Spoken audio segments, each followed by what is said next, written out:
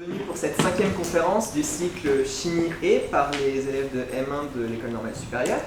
Et donc ce soir, nous allons avoir l'opportunité d'écouter Johanna et Lina qui vont nous parler de chimie et de cerveau et en particulier nous expliquer comment les neurones communiquent entre eux. Et donc elles ont cette double casquette de présenter aujourd'hui et d'organiser tout ce cycle. Donc voilà, merci à elles de nous présenter cela.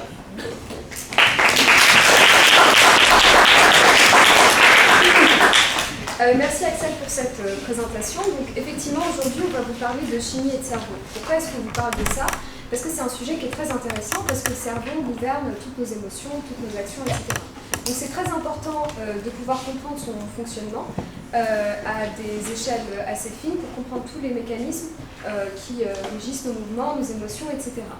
Par exemple, quand vous allez rentrer chez vous ce soir, vous allez arriver devant un bâtiment et il y aura une information qui va circuler depuis vos yeux jusqu'à votre cerveau, où elle sera traitée, et votre cerveau va donc vous dire soit de rentrer chez vous si c'est effectivement chez vous, soit de continuer votre chemin si c'est pas chez vous. Donc il y a une interaction qui est assez fine entre le cerveau et l'environnement, et ça demande donc beaucoup d'organisation pour le cerveau. Le cerveau assure donc deux types de fonctions. Il assure des fonctions motrices et des fonctions sensorielles. Si on prend un autre exemple, pour les élèves, du coup, quand un professeur vous pose une question, et ben vous écoutez ou vous entendez la question, donc vos oreilles vont vous servir de récepteur, et l'information va aller jusqu'à votre cerveau où elle sera traitée. Vous savez ou pas répondre à la question, et selon si vous ne savez pas, notamment si vous savez répondre à la question, il y aura une information qui va circuler depuis votre cerveau jusqu'à votre membre pour que vous puissiez lever le bras et répondre à la question. Donc ici, on voit deux types de fonctions qui sont impliquées. Une fonction sensorielle assurée par votre récepteur, qui sont ici les oreilles, dans le cadre de l'exemple pris, et assurer aussi une fonction motrice, donc le fait de lever votre bras. Donc il faut qu'il y ait un moyen que l'information puisse circuler depuis votre cerveau jusqu'à vos récepteurs et vos membres. Cette information, elle va circuler via ce qu'on appelle le système nerveux central. Sa taille, c'est à peu près la taille d'une personne, on est sur de l'ordre de 1 mètre. Il est constitué du cerveau, de la moelle épinière qui va assurer cette fonction de transmission d'information, et cette moelle épinière, elle a plein d'embranchements qui vont aller jusqu'à vos membres et vos récepteurs, qu'on appelle les nerfs. Ça permet la transmission de l'information depuis votre cerveau jusqu'à vos récepteurs et inversement.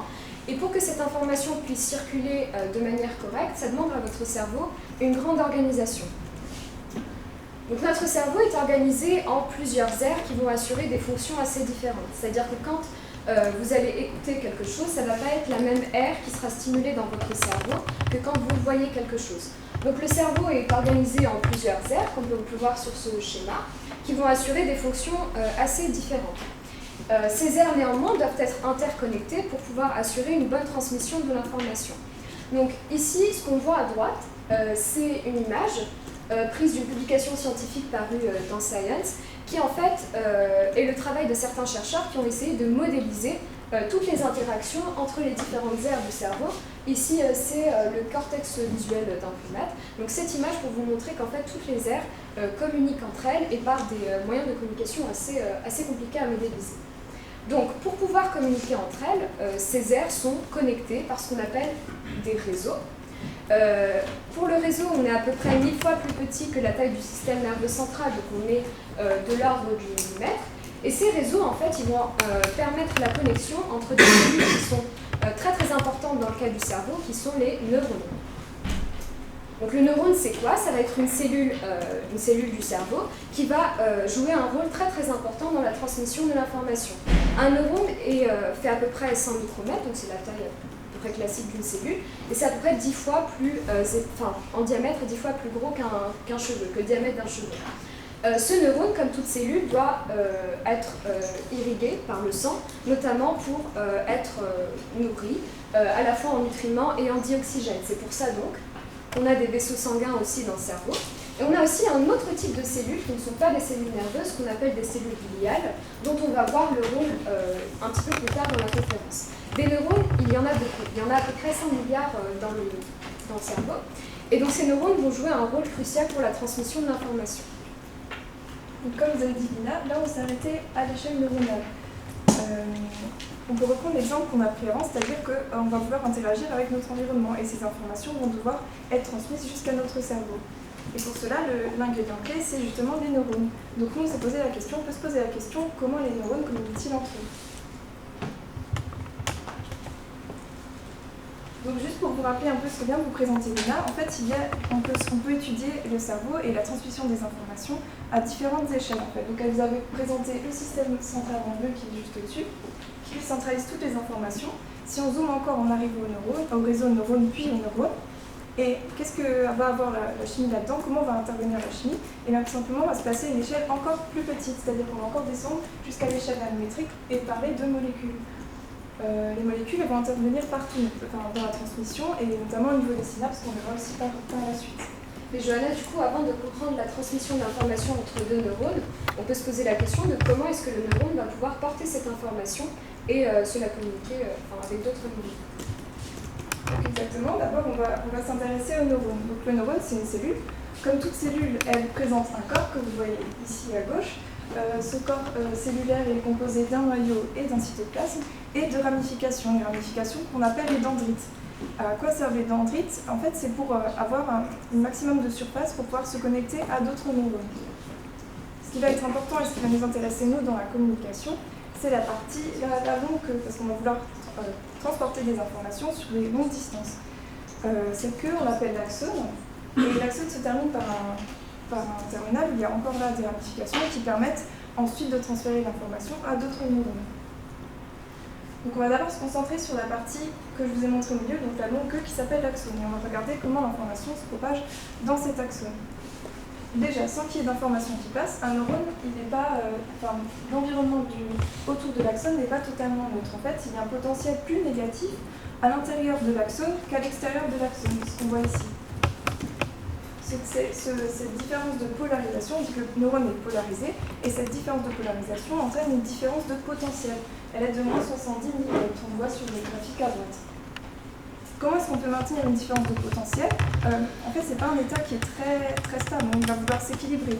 Donc, ce qui va permettre de maintenir ce potentiel, c'est la membrane qui sépare l'intérieur de l'axone de l'extérieur de l'axone. Pourquoi est-ce qu'il y a une différence de potentiel? Donc pourquoi est-ce que c'est plus négatif à l'intérieur qu'à l'extérieur? Ça, c'est dû au fait qu'il y a des ions différents à l'intérieur qu'à l'extérieur de la membrane. Donc en fait, les ions vont être dans des quantités qui sont différentes selon si on se place dans le milieu extracellulaire ou à l'intérieur de l'axone. Et c'est cela qui permet de maintenir cette différence de potentiel. Donc on peut faire l'analogie par exemple avec une pile. Si vous prenez une pile, elle est aussi un peu plus positive, un peu plus négative, et elle est capable d'emmagasiner de l'énergie. Et cette énergie ne va être libérée que quand on va la brancher à quelque chose et qui va vouloir prendre son énergie. Elle va ensuite débuter son énergie. Par exemple, si on branche une pile à une torche, cette énergie va être libérée pour donner de l'énergie lumineuse. Idem dans un neurone, vu qu'on peut prendre l'analogie avec une pile, on peut dire que comme la pile, le neurone il va attendre en fait un stimuli extérieur afin d'utiliser justement l'énergie qu'il a grâce à cette différence de potentiel. Lorsqu'un stimulus arrive, par exemple quelqu'un vous appelle, il va en fait se passer au niveau de l'axone une dépolarisation de la membrane, c'est-à-dire que ici, là, donc en fait l'intérieur va devenir, le potentiel de l'intérieur va devenir plus positif que le potentiel de l'extérieur. Et en fait cette dépolarisation, on voit sur le graphique au-dessus, cette dépolarisation, on appelle ça le potentiel d'action. Le potentiel d'action, il dure à peu près 5 millisecondes et il va se propager tout le long de l'axone. Et je vous ai dit avant que la membrane, elle permettait de garder cette différence de potentiel. Et je vous ai dit, elle est imperméable. Donc là, qu'est-ce qui permet en fait le passage des ions, qui permet ensuite la dépolarisation? Ça, on fait ça grâce aux canaux de sodium et potassium. Donc en fait, ce qui va permettre le changement de cette différence de potentiel, c'est les canaux sodium et potassium. Les canaux, c'est en fait des protéines transmembranaires qui vont réussir à s'insérer dans la membrane et qui vont permettre le passage des ions à l'arrivée d'un stimulus. Ces canaux, en fait, ils vont s'ouvrir pour laisser passer les ions. Et c'est ça qui va créer la forme de potentiel d'action que je vous ai montré précédemment. Donc, juste pour vous montrer la propagation, on a une petite vidéo.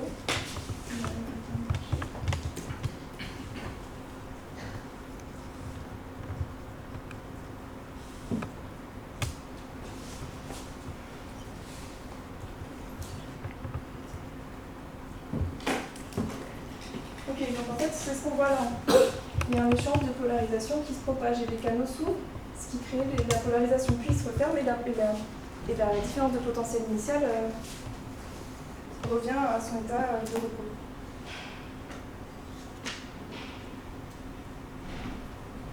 Ok, donc je vous ai dit que le potentiel d'action, on a vu qu'il y avait un peu tout le temps la même tête. Donc comment c'est possible d'encoder des informations différentes, sachant qu'on a toujours à peu près la même forme de potentiel d'action? Ça c'est possible grâce à un encodage en fréquence notamment. Donc par exemple, on ne va pas vouloir que le cerveau reçoive la même information, il ne devra pas recevoir la même information si quelqu'un nous touche ou si quelqu'un nous frappe par exemple. Donc l'intensité du stimulus extérieur il va être encodé en fréquence, c'est-à-dire que plus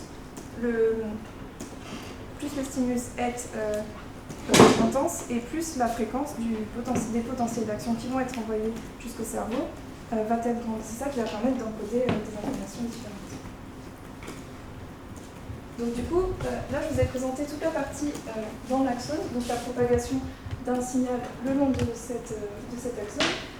Mais en fait après, le problème c'est qu'on arrive au niveau d'une jonction entre deux neurones et qu'à cette jonction il y a une fente et le message électrique ne va plus pouvoir passer. Donc Mina, du coup, comment est-ce qu'il va passer à travers cette fente? Donc comme l'a dit Johanna, en fait on a des synapses qui sont l'endroit où deux neurones vont pouvoir communiquer entre eux. Et des synapses, il en existe deux types dans le cerveau. On a les synapses qu'on dit électriques, où en fait la transmission du message nerveux va se faire sans que le message ne change de nature. C'est-à-dire que le message est électrique dans le neurone présynaptique, donc ce neurone-là, et il est aussi électrique dans le neurone postsynaptique sans changer de nature entre les deux, grâce à des protéines qu'on appelle des connexines qui vont jouer le rôle de jonction et permettre donc le passage de l'information sans que celle-ci ne change de nature. Mais ça n'est pas la caractéristique de la plupart des synapses qu'on a dans le cerveau. En fait, la plupart des synapses qu'on a dans le cerveau, c'est des synapses chimiques, où en fait, entre deux neurones, il y a un trou. Donc le message nerveux ne peut plus passer de manière électrique au niveau des trous ici. Et ici, on va avoir l'intervention de molécules qu'on appelle des neurotransmetteurs qui vont permettre au message de passer d'une nature électrique à une nature chimique, puis à nouveau de nature électrique pour que l'information passe du neurone présynaptique au neurone postsynaptique. Donc, ces neurotransmetteurs, ça va être les molécules qui vont assurer la transmission du message nerveux au niveau d'une synapse chimique, et ces neurotransmetteurs doivent vérifier des critères bien définis. Un neurotransmetteur doit être synthétisé dans le neurone présynaptique, du moins s'y trouver au départ. Il doit aussi pouvoir être libéré dans la fente synaptique quand un potentiel d'action, comme l'a expliqué Johanna, arrive au niveau du neurone.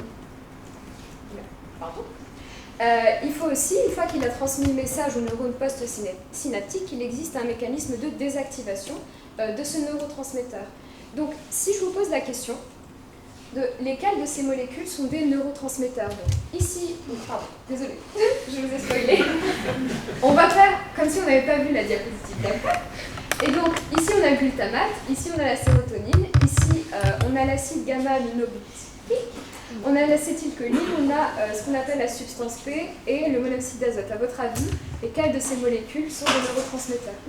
Sachant qu'il y a un piège dans la diapositive d'après, donc je ne sais pas trop. Oui. Glutamate, Ouais. sérotonine, GABA et acétylcholine. Oui, très bien. Donc en fait, toutes ces molécules sont impliquées dans la transmission nerveuse. On peut distinguer deux grandes catégories. En fait, il va d'abord y avoir les neurotransmetteurs à proprement parler, c'est-à-dire les molécules qui vont assurer le transfert de l'information au niveau de la synapse. Donc comme vous avez montré avant, donc on a le glutamate. Le glutamate, c'est le principal neurotransmetteur excitateur dans le cerveau. Son équivalent inhibiteur, il est ici, c'est GABA. On peut aussi citer la sérotonine et là l'acétylcholine. Et donc les deux autres molécules qui sont ici, elles vont aussi intervenir dans la transmission d'informations, mais ce sont des molécules qui sont appelées des neuromédiateurs, parce qu'elles elles vont aider à la transmission du message nerveux, mais ne vont pas directement, elles, être réceptionnées au niveau du neurone suivant. Pourquoi on vous montre toute cette molécule? C'est pour montrer toute la diversité des acteurs de la transmission au niveau de la synapse. C'est-à-dire qu'en fait, on a des fonctions chimiques très différentes et pourtant elles assurent un même rôle qui est la transmission de l'information. Si on se penche plus sur la molécule qui a été présentée en bas, c'est l'acétylcholine. L'acétylcholine, pourquoi elle est importante? Parce que c'est le premier neurotransmetteur qui a été découvert. Il a été découvert par ces deux scientifiques qui nous sont présentés ici et ils ont eu le prix Nobel quand même pour cette découverte. Donc en fait, ils n'ont pas découvert l'acétylcholine, ils ont découvert sa fonction et son rôle dans la transmission synaptique. C'est-à-dire qu'en fait, c'était l'étape qui leur manquait pour comprendre comment l'information circule entre le neurone et ici le muscle. Parce que l'acétylcholine, c'est le neurotransmetteur qui assure le transfert d'informations entre les muscles et les neurones. Du coup, on vous a un peu présenté les neurotransmetteurs, mais on peut se demander maintenant comment ils assurent cette fonction de transmission de l'information. Donc en fait, ces neurotransmetteurs, ils vont assurer la transmission du message nerveux par un mécanisme dont les étapes ont été longuement étudiées par les scientifiques. Et ça commence par la synthèse du neurotransmetteur au niveau du neurone présynaptique. Ensuite, une fois qu'on a donc notre neurotransmetteur qui est prêt à l'emploi, il faut qu'il puisse être libéré dans la fente synaptique pour assurer justement cette fonction de transmission de l'information entre neurones. Une fois qu'il a été libéré, on a envie que cette information elle arrive jusqu'au neurone post-synaptique. Donc en fait, on a envie que le neurone post-synaptique reconnaisse ce neurotransmetteur pour que l'information puisse passer. Ensuite, une fois qu'il a transmis l'information, on a envie que le neurotransmetteur se désactive parce qu'il a effectué sa mission et donc il peut être réutilisé après pour assurer la transmission de l'information suivante, etc. Et pour illustrer ce mécanisme de manière un petit peu plus précise, on a choisi de vous parler du glutamate. Le glutamate qui est présenté ici, qui a cette structure-là. Donc on a choisi l'exemple d'une synapse au glutamate. Comme vous le voyez ici, en fait, le neurone qui est en bleu, c'est le neurone présynaptique. Le neurone en violet, c'est le neurone post-synaptique. Et ici, en vert, on a les fameuses cellules gliales, les astrocytes, dont je vous ai parlé tout à l'heure et dont je vais vous illustrer le rôle bientôt. Donc, on a dit, première étape du mécanisme de la transmission d'information, c'est la synthèse du neurotransmetteur. Parce que le glutamate, en fait, n'est pas présent comme ça dans le neurone présynaptique. En fait, il est synthétisé à partir de cette molécule qu'on appelle la glutamine. En fait, c'est une hydrolyse, donc l'action de l'eau sur cet acide aminé, qui va donner le glutamate, qui va jouer son rôle de neurotransmetteur. Donc c'est la transformation de la glutamine en glutamate qui va permettre la synthèse du glutamate et donc que celui-ci puisse assurer sa fonction de la transmission de l'information nerveuse. Une fois que notre neurotransmetteur est synthétisé, on a envie qu'il assure justement cette fonction de transmission de l'information. Mais avant, cette molécule-là, elle est chargée 2 fois moins et elle ne peut pas passer la membrane du neurone. Pourquoi? Parce que la membrane, elle est hydrophobe. Les ions ne peuvent pas passer dans cette membrane. Donc, ce qui va se passer en fait, c'est que le glutamate va être encapsulé par des vésicules, c'est les petites enveloppes rondes ici. Il va être donc encapsulé par les vésicules. Et à l'arrivée du potentiel d'action, comme l'avait expliqué Johanna tout à l'heure, ces vésicules, ici, vont fusionner avec la membrane du neurone présynaptique et par exocytose, on aura donc une libération du glutamate dans la fente synaptique. Donc à l'issue de cette étape, on a notre glutamate qui est au niveau de la fente et l'étape suivante, ça va être sa reconnaissance par le neurone post-synaptique. Et cette fonction de reconnaissance, elle est assurée dans le cas d'une synapse au glutamate par 3 types de récepteurs ioniques qui sont NMDA, AMPA et KNAT. L'autre type, en fait, c'est un autre type de récepteur qu'on commentera un peu plus tard. Donc ces récepteurs vont reconnaître spécifiquement le glutamate, et une fois que le glutamate s'est fixé au niveau de ces récepteurs étant couplés à des canaux ioniques, les canaux ioniques vont pouvoir s'ouvrir, permettre l'entrée d'ions à l'intérieur du neurone post-synaptique et donc assurer la transmission du message au niveau de ce neurone. Donc le message a ici changé de nature, il est passé de chimique au niveau de la fente synaptique à électrique au niveau du neurone post-synaptique. Une fois que le glutamate a donc assuré son rôle, il faut qu'il existe un mécanisme de désactivation, parce que c'est bon, il a transmis l'information, voilà, il a assuré son rôle. Et cette fonction de désactivation, elle est assurée dans le cas d'une synapse au glutamate par ce qu'on appelle des transporteurs, ici schématisés EAAT, qui vont reconnaître spécifiquement le glutamate l'emmener au niveau des astrocytes, où il sera transformé à nouveau en glutamine par l'action d'une enzyme qu'on appelle la glutamine synthétase. Et c'est cette glutamine qui va pouvoir quitter l'astrocyte, passer aux neurones présynaptiques et donc pouvoir à nouveau être converti en glutamate. Et on vient en fait de mettre en évidence le cycle glutamine-glutamate. Ce cycle doit être régulé de manière assez fine, sinon ça peut conduire à ça peut avoir des conséquences assez néfastes qu'on discutera un petit peu plus tard. Donc Lina nous a parlé à un moment de la réception du neurotransmetteur sur la partie postsynaptique, donc sur le neurone qui va recevoir l'information. Cette réception, comment peut être, le récepteur il est spécifique à un certain neurotransmetteur. Et comment cela est-il possible? En fait, c'est dû à plusieurs caractéristiques de complémentarité entre le récepteur et le neurotransmetteur. La première caractéristique, c'est la complémentarité des formes, c'est-à-dire que le neurotransmetteur va avoir une forme qui est à peu près cohérente avec ce qu'on va attendre, avec la forme du récepteur pour permettre un bon emboîtement et la reconnaissance du neurotransmetteur par le récepteur. La deuxième caractéristique importante, c'est la complémentarité des interactions, c'est-à-dire que les deux molécules vont faire des liaisons préférentielles qui va permettre de reconnaître le neurotransmetteur, qui va permettre au récepteur de reconnaître le neurotransmetteur. Et la troisième, c'est une taille adaptée, c'est-à-dire que les deux molécules, à la fois le récepteur et le neurotransmetteur, doivent faire à peu près la même taille. Dans le cas du glutamate, ce qui est responsable de la reconnaissance du récepteur, du neurotransmetteur par le récepteur, c'est la complémentarité des interactions. Donc c'est ce qu'on voit sur cette image ici. Alors le glutamate, il est ici au milieu. Et en fait, tous les petits traits, c'est les interactions qu'il fait avec toutes ces protéines-là. Ces molécules, elles font partie du récepteur du glutamate. Donc il y a deux types d'interactions dans le cadre de l'interaction entre le récepteur et le glutamate. C'est à la fois des interactions ioniques et des interactions liaison d'hydrogène. Les deux ensemble, on appelle ça salt bridge. Ok, donc les interactions ioniques, elles vont se faire avec la partie du glutamate qui est ici, la partie NH3+, et les parties déprotonées ici, au moins, de ces molécules-ci. Ces protéines, elles sont déprotonées parce qu'elles sont en milieu physiologique. C'est ce qu'on voit ici, donc le NH3+, on le retrouve ici, et il va faire des interactions ioniques, par exemple, avec la partie, au moins, de la proline qui est ici. Donc entre cette partie-là et cette partie-là. Les liaisons d'hydrogène, on peut aussi les voir, c'est notamment l'hydrogène il est en blanc, l'oxygène il est en rouge. Donc c'est par exemple une interaction qui est ici. Et donc cette complémentarité d'interaction va permettre la reconnaissance du neurotransmetteur glutamate par le récepteur.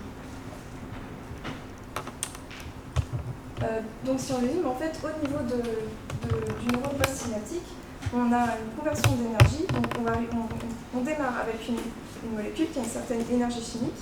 Elle va être reconnue au niveau du récepteur. Cette énergie va ensuite être transformée en énergie mécanique parce que le récepteur va utiliser la molécule pour... à l'arrivée de la molécule, elle va en fait changer de conformation et s'ouvrir pour laisser passer les ions.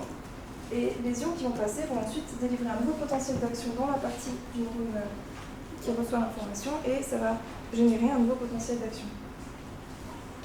Si on fait un bilan sur la communication qu'on vient de voir, on a tout d'abord vu la communication au sein d'un neurone, qui est notamment en fait un message électrique. On a vu que c'était un mouvement de particules chargées, donc c'est bien un message électrique. Et au niveau de la jonction entre deux neurones, ce message va se transformer en message chimique, ce qui va permettre la jonction et le transport de messages, le transfert de messages entre deux neurones. Juste une petite précision que je voulais apporter ici, c'est que souvent un neurone, la communication n'est pas linéaire. Un neurone, en fait, il va recevoir plein d'inputs différents, plein d'entrées différentes, et en fait, il va devoir sommer toutes les informations qu'il a en entrée pour pouvoir ensuite faire une sorte de résumé et ainsi lui propager l'information résultant de toutes les informations qu'il a reçues. Et le message, on voit bien qu'il va passer sans arrêt, il va changer de nature et passer d'un message électrique à un message chimique et ainsi de suite, ce qui va permettre la propagation de l'information. Mais donc du coup, on a vu en théorie comment cela se passait. Ce qu'on peut se demander maintenant, c'est comment cette communication peut être troublée. Donc ce que je vous ai expliqué quand je vous ai parlé de la synapse chimique au glutamate, c'était l'importance de la régulation du cycle glutamine-glutamate. Et un moyen en fait de troubler cette bonne régulation du cycle, c'est que le glutamate en fait, il peut s'accumuler ici au niveau de la fente synaptique. Et ça peut être dû au fait que les transporteurs au glutamate sont gênés par quelque chose au niveau du cerveau, qui va donc empêcher ces transporteurs de trouver le glutamate et de le prendre donc et de l'acheminer vers les astrocytes. Et ça, en fait, dans le cas, par exemple, de la maladie d'Alzheimer, ça, c'est dû à cause de plaques qu'on appelle des plaques A-bêta, comme on peut voir ici. Et l'accumulation de ces plaques ici, dans cet espace, va gêner le fonctionnement des transporteurs au glutamate, qui ne vont donc plus pouvoir atteindre le glutamate. En conséquence, le glutamate va s'accumuler ici, dans la fente synaptique. Cette accumulation va induire une entrée massive d'ion calcium dans le neurone post-synaptique. Et cette entrée massive d'ion calcium, en fait, ça va induire l'activation de certaines enzymes qui sont présentes au niveau du neurone post-synaptique et qui sont normalement dormantes dans le cas d'une synapse normale. Elles sont dormantes, ces enzymes. Ces enzymes, c'est par exemple les protéases. Protéases dont le rôle est d'hydrolyser, donc de détruire certaines protéines. Donc ce qui va se passer, c'est que cette entrée massive de glutamate va induire l'activation de ces enzymes, et ces enzymes en fait vont conduire à la mort cellulaire. Donc, dans le cas de la maladie d'Alzheimer, l'accumulation de ces plaques A-bêta amyloïdes conduit à la mort cellulaire. Mais comment est-ce qu'elles s'accumulent, ces plaques? En fait, on a un peptide qu'on appelle APP. Un peptide, c'est un assemblage d'acides aminés qu'on vous a montré tout à l'heure. Et ce peptide, en fait, il est présent chez les sujets sains et il est coupé, clivé par des enzymes qu'on appelle des sécrétases. Dans le cas d'une personne saine, ce peptide est coupé à un endroit particulier. Et le peptide qui est généré par la coupure de APP, donc ici, va être d'une certaine taille, de sorte à ce qu'il soit soluble au niveau de l'espace extracellulaire.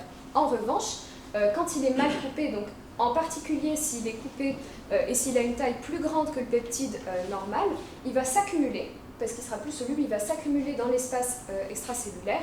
Et donc cette accumulation va induire l'apparition de plaques, comme on peut le voir ici, de plaques qui vont donc gêner les neurotransporteurs dans leur fonctionnement. Donc si on compare le cerveau d'une personne saine et le cerveau d'une personne atteinte d'Alzheimer, on constate que le cerveau d'une personne atteinte d'Alzheimer est plus petit. C'est dû à cette mort cellulaire. Il y a de moins en moins de neurones à cause de cette accumulation massive de glutamate. Et cette mort cellulaire, elle se voit aussi de manière clinique chez les patients par un certain nombre de symptômes, notamment la perte de certaines fonctions cognitives assez simples, comme par exemple pouvoir effectuer des actions du quotidien, pouvoir tenir des choses, et aussi en particulier se souvenir de personnes, d'endroits, etc. Donc tous les enjeux qui sont derrière la maladie d'Alzheimer, c'est des enjeux qui ont motivé les chercheurs pour mener pas mal de recherches pour trouver l'origine de cette maladie d'Alzheimer. Si on arrive à trouver l'origine de la maladie d'Alzheimer, on peut potentiellement y trouver des thérapies. La situation actuelle est en fait assez inquiétante dans la mesure où il y a de plus en plus de personnes qui sont atteintes de la maladie d'Alzheimer. En 2012, par exemple, 850 000 personnes étaient atteintes de cette maladie. Et ces chiffres en fait sont en constante hausse, ce qui justifie un effort de recherche assez important pour pouvoir trouver les origines de la maladie. Donc, dans une perspective de recherche, on peut se poser une nouvelle question. Donc, Gina vous a présenté les conséquences de l'accumulation des plaques A-bêta amyloïdes. Ce qu'on peut se demander maintenant, c'est est-ce qu'elles sont à l'origine de cette maladie? Car si les plaques sont à l'origine de la maladie, cela permettrait, en les détectant, de diagnostiquer possiblement un patient qui est atteint de la maladie d'Alzheimer. Donc, on peut poser cette hypothèse-là et on va essayer de comprendre, on va essayer de tester pour voir si effectivement c'est le cas ou pas.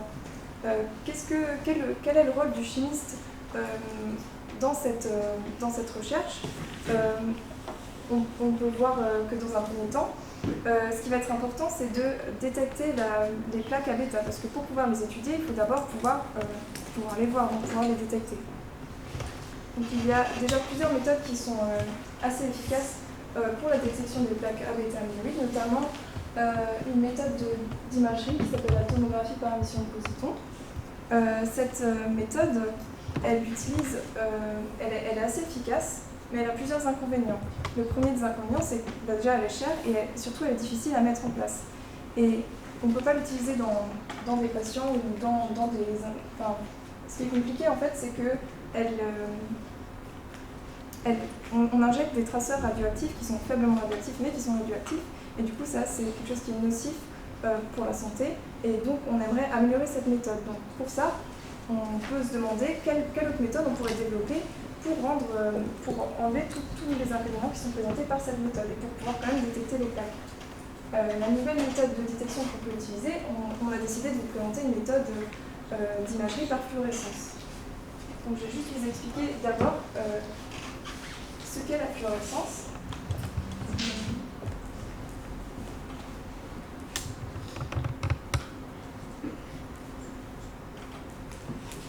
Donc on a une molécule. Cette molécule, elle possède une certaine énergie.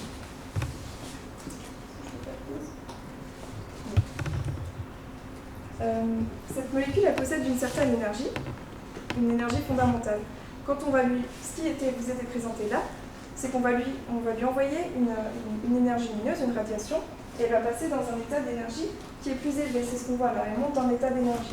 Ensuite, elle va un petit peu relaxer, donc elle va un petit peu descendre en énergie, et ensuite, pour libérer elle va vouloir revenir en fait à l'état fondamental. Pour pouvoir revenir à l'état fondamental, il faut qu'elle libère de l'énergie. Et pour libérer de l'énergie, elle va libérer une radiation, c'est ce qu'on voit ici. Donc elle va émettre une radiation. Et ça, c'est le phénomène de fluorescence. Et en fait, ce qu'on va détecter, nous, c'est la radiation qu'elle renvoie. On va la détecter sur un spectre, et ce qui va permettre de voir si la sonde est effectivement fluorescente ou pas. Donc ce phénomène de fluorescence,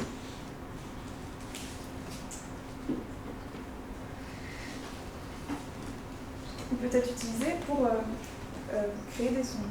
Donc justement, le chimiste peut intervenir à ce niveau-là par la synthèse de sondes fluorescentes. Ces sondes fluorescentes doivent vérifier un certain nombre de critères pour pouvoir être utilisées.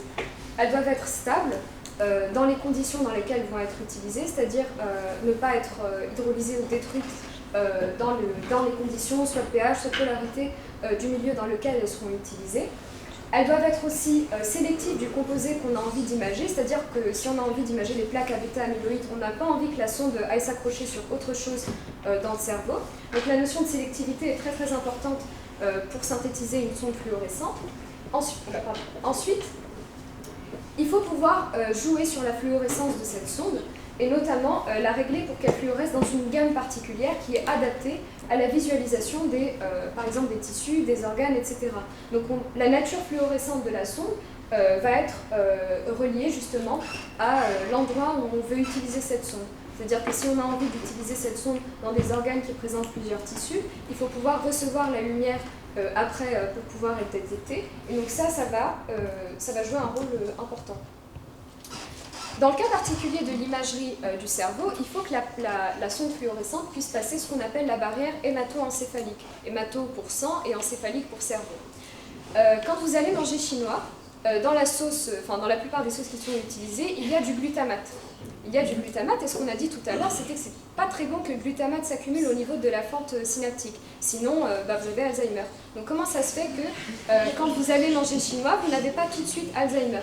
Ce qui se passe en fait, c'est que le glutamate qui est exogène, donc le glutamate qui est apporté par l'extérieur, ne passe pas la barrière hémato-encéphalique, c'est-à-dire que le cerveau il a ses propres défenses pour les molécules qui sont apportées par le sang. Donc il va pouvoir servir de filtre, entre guillemets, cette barrière elle va servir de filtre pour trier les molécules qui vont pouvoir passer dans le cerveau ou pas. Dans le cas de notre sonde, vu qu'on a quand même envie d'imager des plaques qui sont dans le cerveau, on a envie qu'elle puisse passer cette fameuse barrière hémato-encéphalique. Et pour illustrer justement l'utilisation des sondes fluorescentes dans l'imagerie des plaques à bêta-amyloïdes, on a choisi de vous parler de ce qu'ont fait des chercheurs japonais en 2012, donc la synthèse d'une certaine sonde fluorescente qui est appelée BAP1. Donc cette sonde, si vous vous souvenez de ce que je vous ai dit, elle devait être fluorescente, et en fait cette fluorescence elle est assurée par ce motif ici qu'on appelle body P. Body P, pourquoi? Pour bord ici, qui est l'atome au centre, et DP pour les deux cycles PID qui sont accrochés au bord. Et cette fameuse famille des body P, elle a été exhaustivement étudiée par les chimistes et utilisée dans plusieurs contextes différents. Et elles sont utilisées notamment pour leur grande stabilité. C'est-à-dire qu'elles ne vont pas être détruites facilement, ce qui va pouvoir permettre leur utilisation, notamment en milieu biologique. Donc ça, c'est la partie qui va assurer la fluorescence de notre sonde. Maintenant, on a envie qu'il y ait dans la molécule une partie qui reconnaisse spécifiquement les plaques A-bêta-amyloïdes. Et des recherches en amont des travaux qu'on vous a présentés ont en fait mis en évidence le rôle de ce motif-là qu'on appelle diméthylaminostyryle dans la reconnaissance des plaques A-bêta-amyloïdes. C'est cette partie de la molécule qui va pouvoir s'accrocher aux plaques et c'est cette partie qui va permettre la fluorescence de la sonde. Mais avant de pouvoir être utilisée en milieu biologique, il faut caractériser cette sonde de manière photophysique, c'est-à-dire déterminer ses propriétés optiques, notamment ses propriétés de fluorescence. C'est ce qu'ont fait les chercheurs dans leurs travaux. Ils ont mesuré l'intensité de fluorescence de la sonde seule, donc c'est la courbe qui est ici en vert, elle n'émet quasiment pas quand elle est seule, mais dès que vous voyez, dès qu'elle est couplée au peptide A-bêta, elle commence à émettre de manière assez significative et son émission augmente avec la concentration du peptide A-bêta. Donc vous voyez ici, ça c'est la courbe pour une concentration de 5 micromolaires, et ça c'est la courbe pour une concentration de 10 micromolaires. Vous voyez l'augmentation de l'intensité de fluorescence entre les deux. Donc ici, les chercheurs ont mis en évidence la possibilité d'utiliser cette fameuse sonde pour imager les plaques A-bêta. Donc maintenant, ils vont la tester. Ils la testent sur quoi? Ils la testent sur des tranches de cerveau de souris qui ont été génétiquement modifiées pour surexprimer le peptide A-bêta, donc pour présenter cette fameuse accumulation de plaques. D'accord? Donc ce qu'ils ont fait, c'est mettre les plaques mettre la sonde dans ces tranches de cerveau, et ce qu'ils constatent ici, c'est une émission dans le rouge, localisée à certains endroits, ce qui suggère potentiellement que la sonde a effectivement réussi à imager les plaques A-bêta. Mais pour être sûr que cette sonde, elle image vraiment ce qu'on a envie qu'elle image, les chercheurs, ils ont vérifié avec un autre test complémentaire qui est utilisé communément pour imager ces plaques A-bêta. Ils ont constaté qu'en fait, la fluorescence qui est observée dans ce test qui est certifié est située au même endroit que la fluorescence qui est observée dans leur coupe de cerveau. Donc ça montre que la sonde qu'ils ont designée est spécifique des plaques A-bêta et les reconnaît bien. Un dernier test qu'ils ont effectué, c'était de voir si chez des souris normales, on aurait une accumulation de cette sonde si elle est injectée dans des coupes de cerveau. Et en fait, non, il n'y a pas de fluorescence. Donc quand il n'y a pas de plaque, il n'y a pas de fluorescence. À l'issue donc de cette étude et de plusieurs autres tests complémentaires, ils ont conclu que cette sonde peut bien imager les plaques A-bêta-amyloïdes.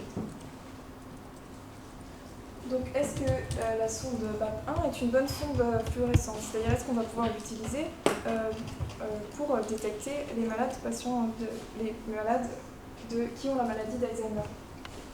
Donc comme vous avez rappelé Lina avant, une bonne sonde, elle doit vérifier plusieurs items.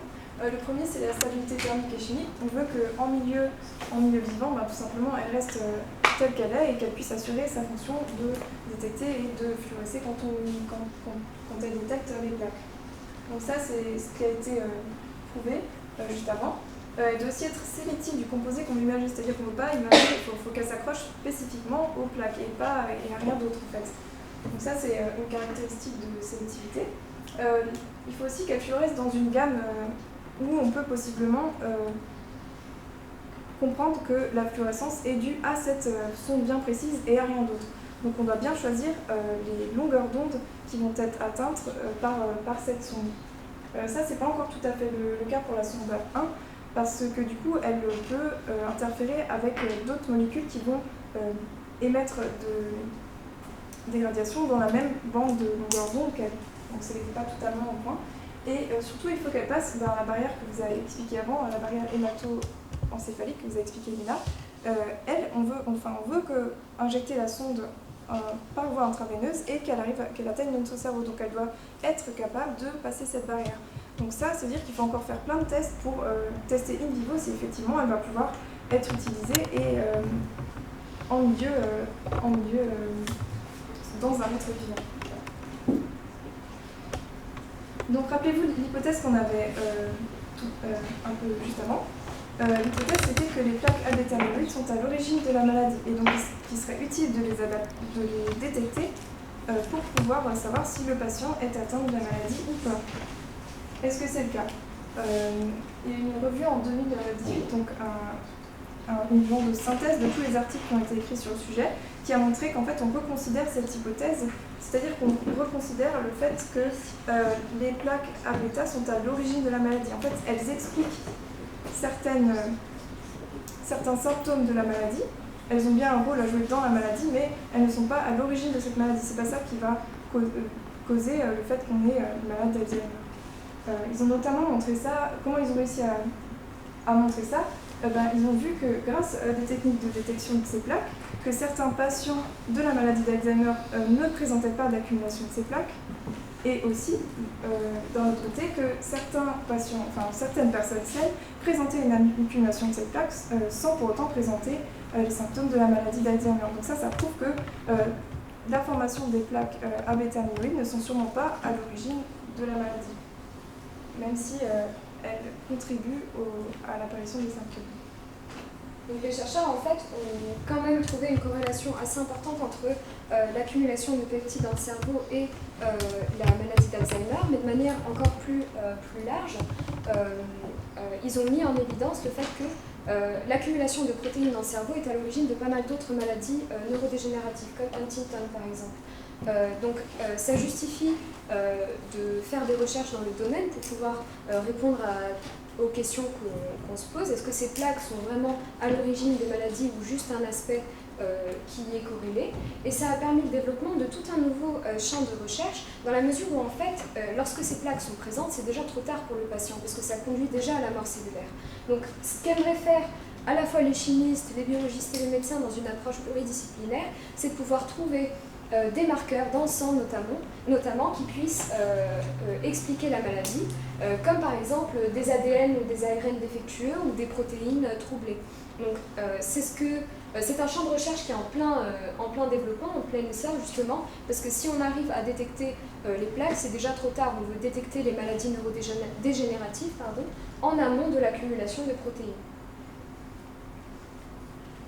Donc en conclusion générale, on a vu que les mécanismes de communication entre neurones sont des mécanismes assez complexes et que c'est important et ça peut être très utile de les étudier déjà pour notre compréhension générale de nous-mêmes, c'est-à-dire que la communication entre neurones, c'est quand même ce qui régit toutes nos actions, c'est ce qui nous permet de penser, d'agir, d'à peu près tout, d'interagir avec notre environnement surtout.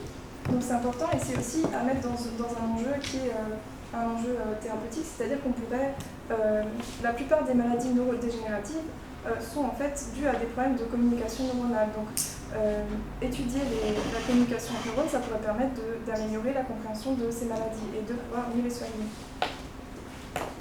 Donc, trouver des potentielles raisons de ces fameux troubles neurodégénératifs, ça peut aussi permettre le développement de cibles thérapeutiques qui vont donc permettre soit d'améliorer la vie des patients atteints de maladies neurodégénératives, soit même à un niveau encore plus en amont de détecter la maladie et donc de pouvoir y remédier. Et c'est là que le chimiste a tout son rôle à jouer, c'est qu'il permet la compréhension des mécanismes de communication de l'information dans le cerveau, il permet aussi d'expliquer les troubles de cette communication dans le cerveau, et donc peut aussi mettre en place des thérapies, des médicaments notamment pour résoudre ces troubles.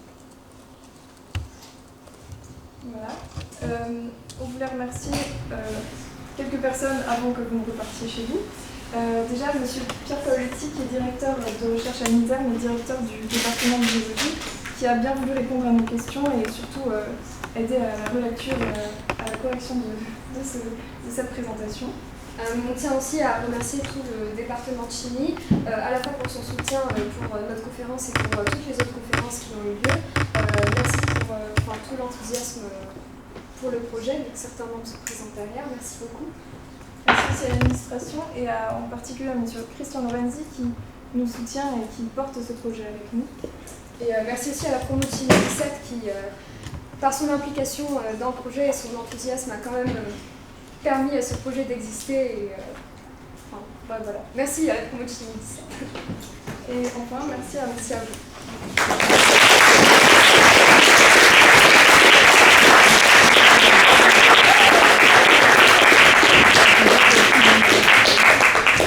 On a parlé un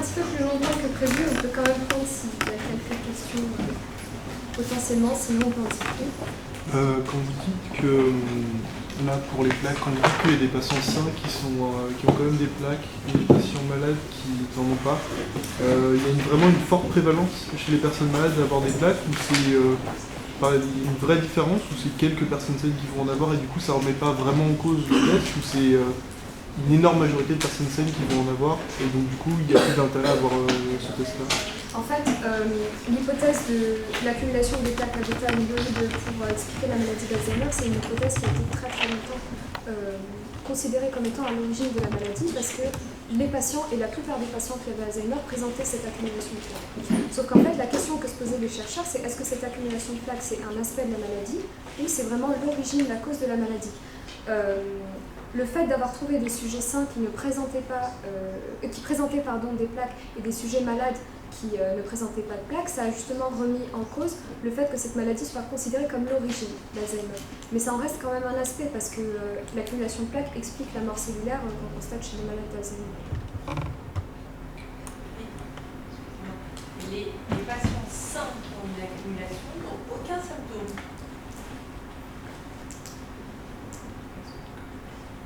C'est-à-dire qu'il y a quelque chose d'autre aussi qui pourrait éventuellement expliquer les symptômes.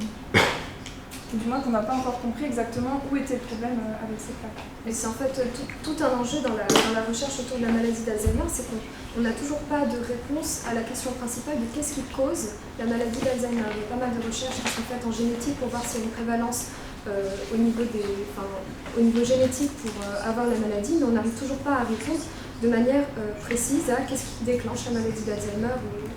C'est une question qui est en plein débat.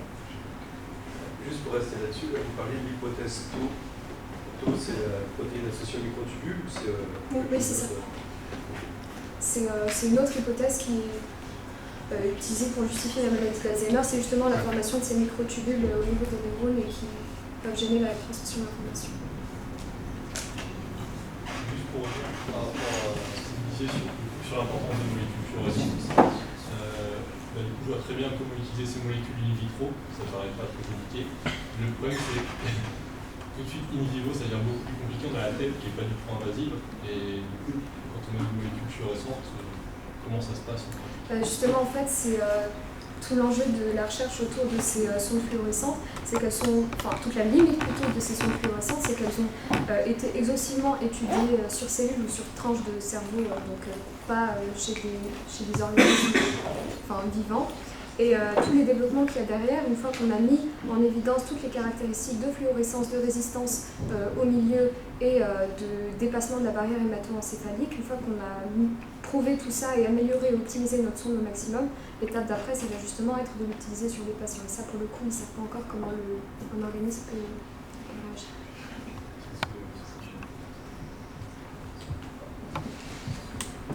La méthode qu'on vous a montrée pour l'imagerie des plaques à bêta-amyloïdes est quand même une méthode qui, cliniquement, est utilisée. C'est juste qu'elle présente des inconvénients et qu'on essaye d'y trouver des alternatives. Mais sur les études, en mettant en évidence justement qu'il y avait sur des patients sains des plaques à bêta, comment ils les avaient détectées ces plaques à bêta sur les patients? Par la méthode qu'on vous a présentée par imagerie, par émission de positron. On injecte un traceur qui est fluorescent et il va s'accumuler dans certaines zones, en particulier dans le cerveau, et ça va permettre et en fait, ils font ça après c'est ça le problème en fait, c'est qu'ils font ça après la mort du patient. Donc en fait, ils font des coupes et ils regardent après la mort ce qui n'allait pas dans le cerveau en fait. Et là, ils veulent essayer de trouver une méthode qui permette de faire quand il est encore en vie. Mais l'imagerie par fluorescence, ça suppose quand même de le crâne. L'idéal, en fait, l'objectif ultime, ce serait de trouver un moyen d'injecter par voie intraveineuse cette sonde, qu'elle puisse aller comme tout médicament directement vers sa cible. Donc là, en l'occurrence, sa cible, ce serait le cerveau. Et justement, tout l'enjeu de la recherche, c'est de pouvoir designer une molécule qui puisse dépasser cette barrière hémato-encéphalique, rentrer dans le cerveau sans avoir injecté localement directement dans le cerveau. Oui, mais pour avoir l'information, je veux dire, l'information lumineuse qu'on récupère par... Pour l'instant, vu que c'est sur des coupes de cerveau, on fait ça avec un microscope à fluorescence. Après, entre dimensions. Voilà. Donc ça nécessiterait quand même la mort du patient, enfin que le patient soit mort avant qu'on ait... D'accord.